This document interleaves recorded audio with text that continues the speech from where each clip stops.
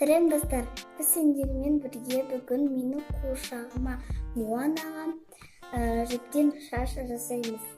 Оның шашы бұрында иісіп қалған.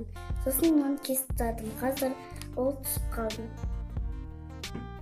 Ең бірінші бұршасын кесеміз.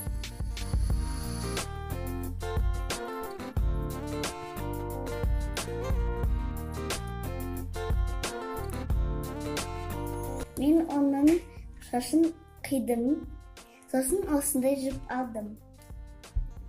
Және осындай ине. Енді басын аламыз да тіге бастаймыз.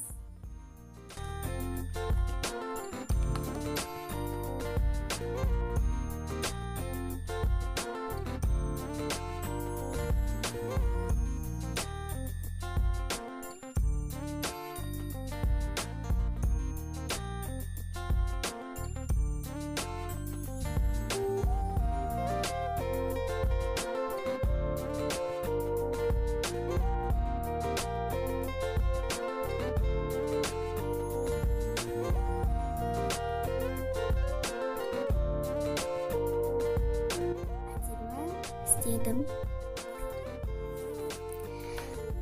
Мен бірінші қатарын бітірдім, енді арт жағын бітірем.